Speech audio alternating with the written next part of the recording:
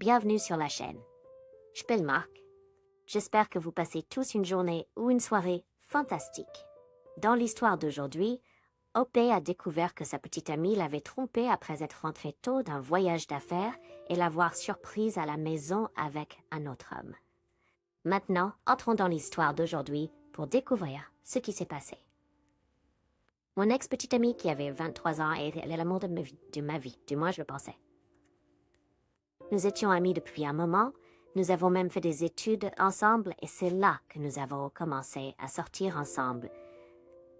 Nous étions tellement amoureux, on aurait dit qu'on était inséparables. Quelques années après l'université, nous avons décidé de vivre ensemble et de planifier notre avenir. J'étais prêt à lui faire ma demande en mariage. Mais nous avions tous les de très bons emplois. Elle était secrétaire dans une entreprise commerciale et j'étais cadre dans une entreprise de sous-vêtements. Nous étions occupés, mais nous passions chaque seconde hors de notre travail ensemble. Je partais généralement en voyage d'affaires pour promouvoir notre entreprise, ce qui durait de quelques jours à 2 semaines en fonction de la nature du travail. Ce jour-là, j'ai embrassé Nathalie et je suis partie. Le voyage devait durer 1 semaine, mais il a été écourté le 3e jour. Donc, cette nuit-là, nous sommes rentrés chez nous et sommes revenus le lendemain matin.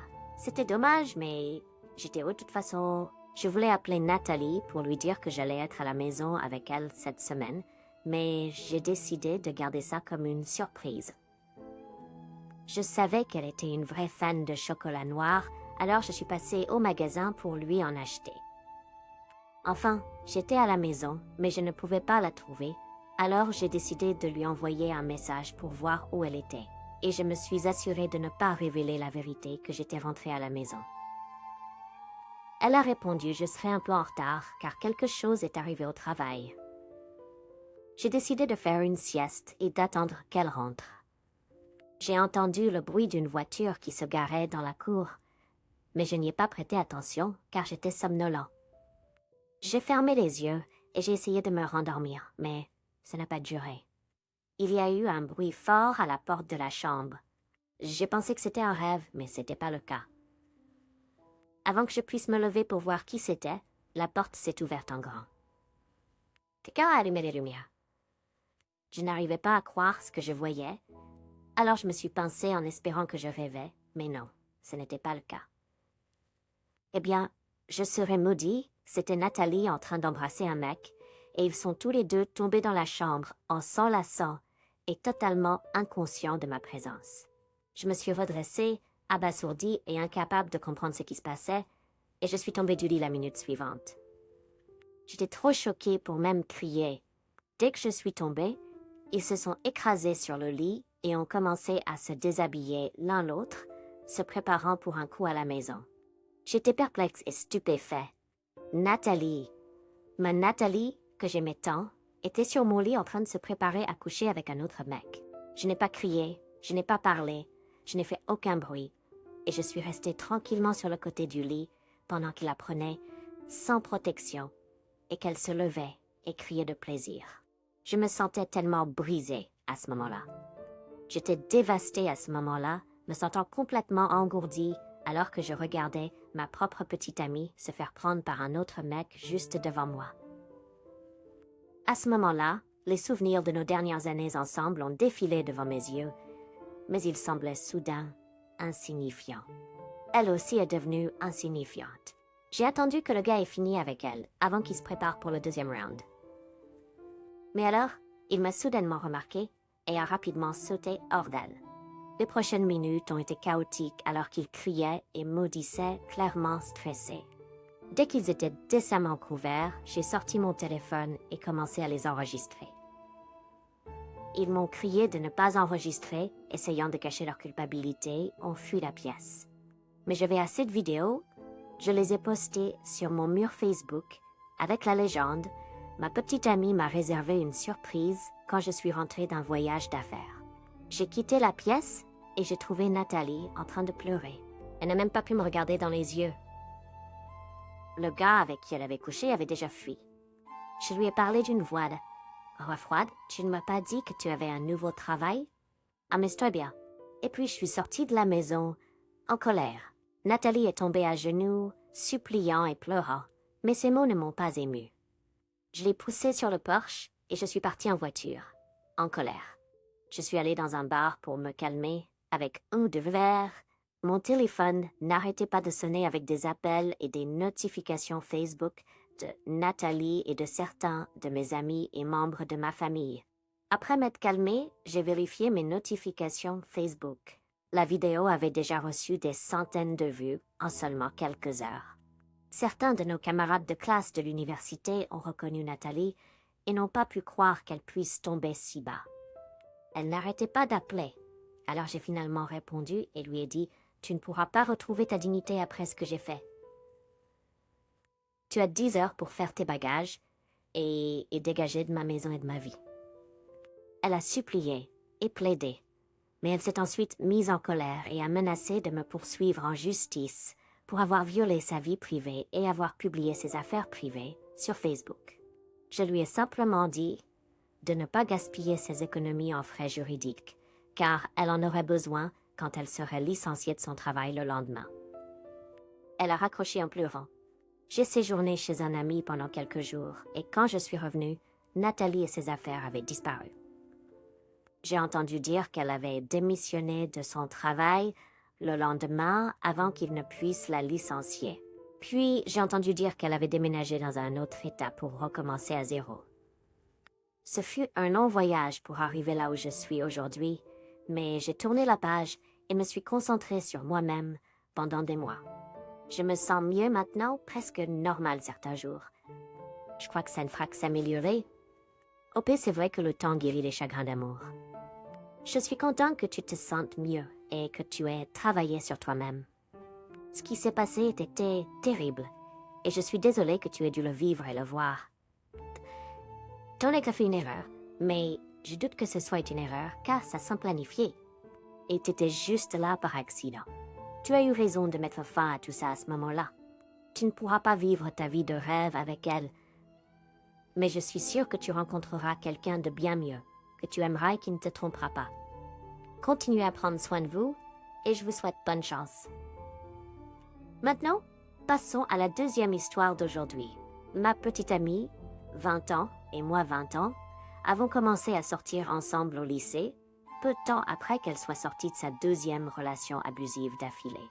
Elle était très déprimée à cause de cela, au point de vouloir se suicider presque tous les jours et de se faire du mal la plupart de ces jours-là. Je l'ai aidée à traverser la plupart de cela, que ni nos amis ni notre famille mutuelle ne savaient, mais c'était assez difficile. Elle m'attaquait constamment. J'ai passé la première année et demie à être traitée de sans-valeur et de déchets qui devraient mourir presque tous les jours. Cela m'a blessée de plusieurs façons et je porte toujours ce fardeau, ainsi que celui des multiples fois où elle m'a trompée cette première année. C'était 11 fois si vous voulez un nombre exact, et cela ne compte pas les fois où, chaque fois que je la contrariais, elle prenait des photos nues et les envoyait à d'autres gars, et me disait ce qu'ils disaient en guise de punition. Tout cela m'a vraiment perturbée, et cela a beaucoup affecté notre relation. Je vais chez un conseiller, et elle s'est beaucoup améliorée dans le sens où elle ne veut plus mourir, mais elle n'est toujours pas très attentionnée. Nous sommes retournés à l'université pour notre deuxième année, et immédiatement, elle a commencé à faire la fête tous les soirs, en étant toujours complètement ivre. Je n'ai pas soutenu cela et je l'ai encouragée à réduire, surtout parce qu'elle finissait par passer la nuit chez d'autres gars parce qu'elle était trop ivre. Je lui ai dit que ça me mettait mal à l'aise et que je n'aimais pas ça et que je voulais m'asseoir et en parler. Elle a accepté et a dit qu'elle était occupée pour les prochains jours et ne pouvait pas y aller. En résumé, elle mentait juste et elle a des fêtes ces jours-là. Elle me disait qu'elle dormait et puis sortait. J'ai eu une très mauvaise nuit de dépression et je l'ai appelée pour qu'elle m'aide. Et elle a répondu « Je m'en fiche. Je suis occupée avec le bruit fait en arrière-plan. » J'ai craqué cette nuit-là et je l'ai quittée. Je ne pouvais plus supporter les mensonges. Je ne pouvais plus supporter la personne qu'elle était devenue. C'était il y a une semaine et nous avons été civils l'un envers l'autre en restant amis. Mais ce matin, elle m'a bloqué sur tout. Et ensuite, j'ai commencé à être attaquée par ses amis et sa famille en me disant que j'étais terrible pour avoir fait cela. Je ne suis pas sûre de savoir comment avancer maintenant. J'ai l'impression que tout est de ma faute et que j'ai causé tout cela. J'ai l'impression d'être le plus grand gâchis du monde maintenant. Suis-je vraiment dans le tort et terrible pour avoir fait cela? Oh, puis, c'est la bonne chose. Tu as essayé de t'adapter et de l'aider. Et c'est ta récoup. Elle t'a trompé à plusieurs reprises. Fais la fête comme s'il n'y avait pas de lendemain et s'attend à ce que tu dises que c'est normal. Il n'y a aucune chance que tu envisages de revenir. Si tes amis disent que tu as tort, ils ne connaissent qu'un côté de l'histoire où ils sont tout aussi abusifs. C'est un conseil que je n'ai jamais donné auparavant, mais le voici. Fille à toutes jambes et ne te retourne jamais.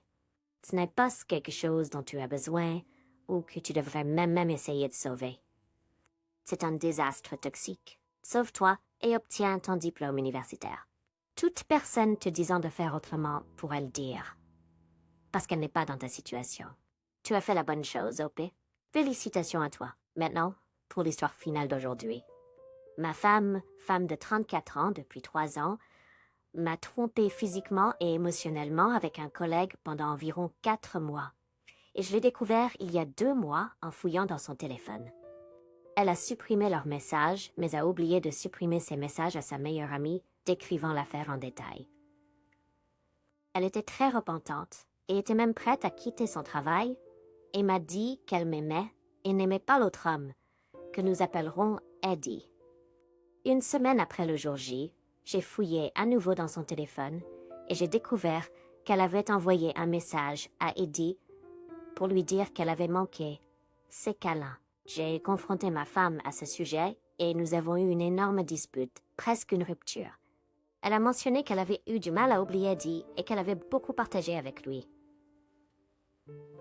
Elle a continué et a de nouveau promis de couper les ponts avec Eddie et voulait que nous recommencions à zéro et que nous voyions un thérapeute de couple pour nous aider à résoudre ce problème.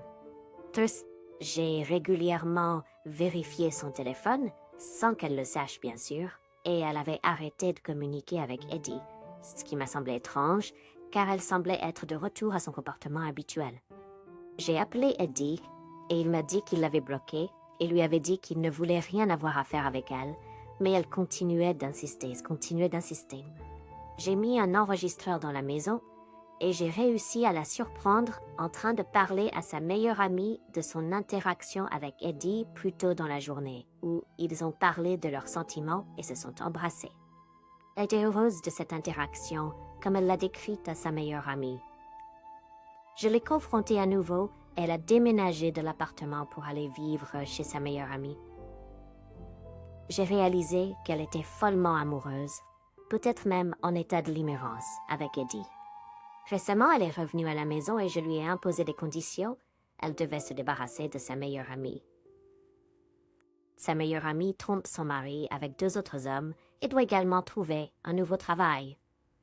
Elle a dit qu'elle ne pouvait pas se débarrasser de sa meilleure amie car c'était son soutien, mais je crois que sa meilleure amie a influencé sa décision de tromper et d'avoir une liaison.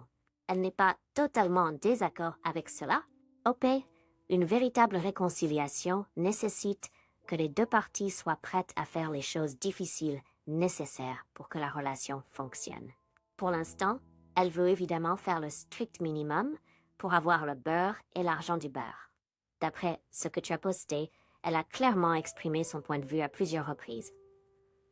Je te recommande de commencer à créer une stratégie de sortie et de chercher à partir de là. Prends du recul et considère à quel point la confiance est brisée entre vous deux et à quel point elle a abusé de la confiance que tu lui as accordée. Et tu sais que la confiance que tu as en elle est très limitée car tu ressens le besoin de vérifier constamment son téléphone, de faire des enregistrements secrets et de violer sa vie privée en fouillant dans son téléphone. Merci d'avoir pris le temps d'écouter les histoires d'aujourd'hui. Si tu as aimé écouter, n'hésite pas à aimer et à t'abonner. Et n'hésite pas à commenter ci-dessous avec tes pensées. Prends soin de toi.